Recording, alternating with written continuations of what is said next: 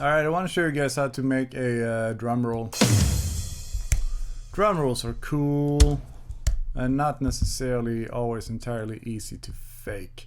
So say we come out of our fill here, or a groove. Say I want to do a little drum roll here. Drum rolls are cool. So I'm just gonna take my snare. And now I'm gonna go to 48. And it doesn't really matter your subdivision here. You just want a ton of them. Typically more is better. Sounds great, John.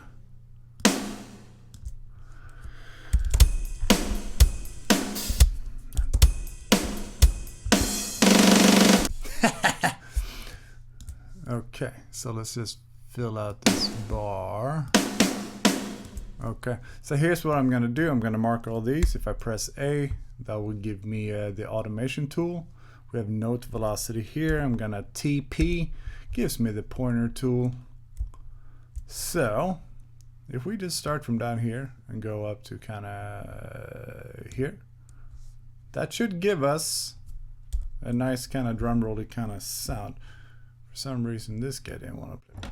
Oh, what's going on? All right, let's just bring this guy down with the rest of them, or don't. Okay, what's going on? There we go. Let's see what this sounds like. So something drummers like to do when they do drum rolls or press rolls is like the first hit. I'm left-handed, can you tell? Everything starts from my left. The first hit tends to be a little louder. It tends to be pow. So we can fake that by just grabbing the first one. And this is like the velocity, as you can see, it corresponds with the color up here. So what if we give that one a bit of a whack?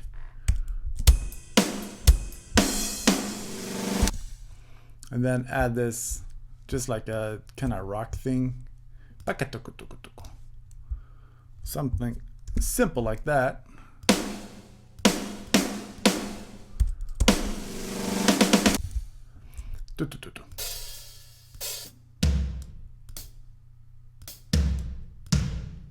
Not trying to reinvent the wheel here.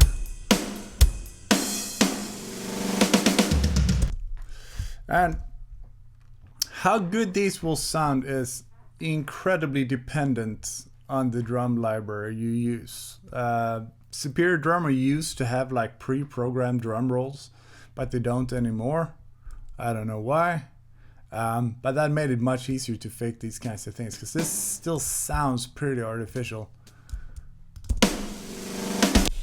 Especially the louder you get. We can try. Let's go even more.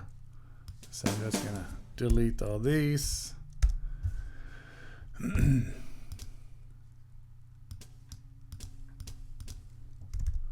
Let's copy, paste is your friend.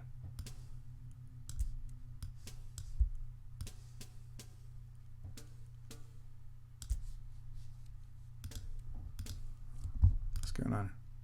Sure. So grab all these.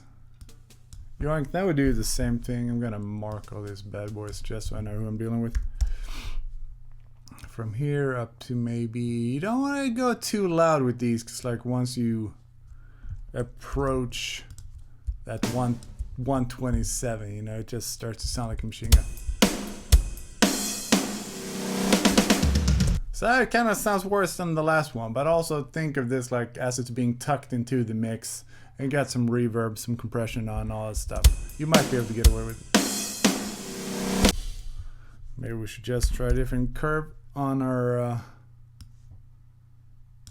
let's see what that sounds like. Yeah, not a fan. I think it was better than before, right? Actually, that's not terrible. So what if we go a little bit higher from here to here?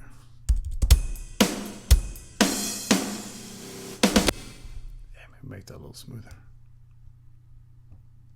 But this is a cool thing, right? You can mess around with this until you feel happy with what you got.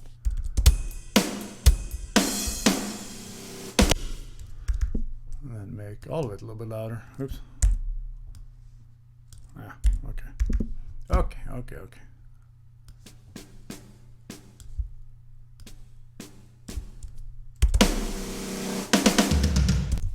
Anyways, you get the idea, right?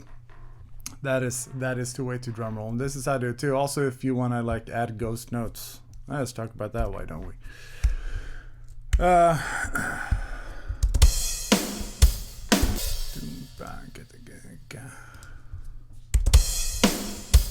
Sometimes the drummers have a pretty busy left hand too.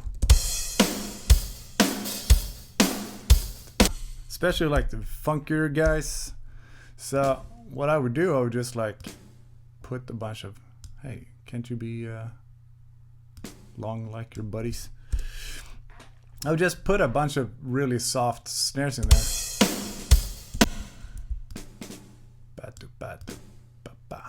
See what that sounds like.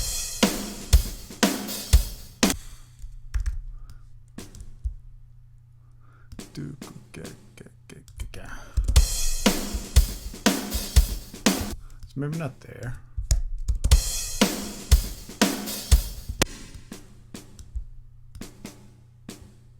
Let's see what this sounds like. I put them in the wrong place. Silly me. So where are you? So you're after, so you should be here, I guess. What did I do? Oh, I moved the whole thing. Okay. Alright. I'm with it. Alright, there we go. That's why it sounded wrong. So yeah, that's another thing you can mess around with. Okay, here we go. So what if we remove you, put you here.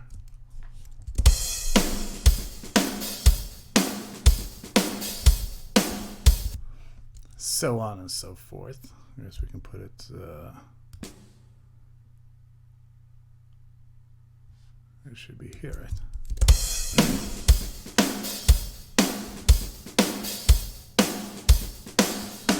Then if you run into trouble when you mix that you can't hear your ghost notes, you might just have to make that its own track or automate the snare up every time there's a ghost note. I would just put them on a separate track so I can set and forget.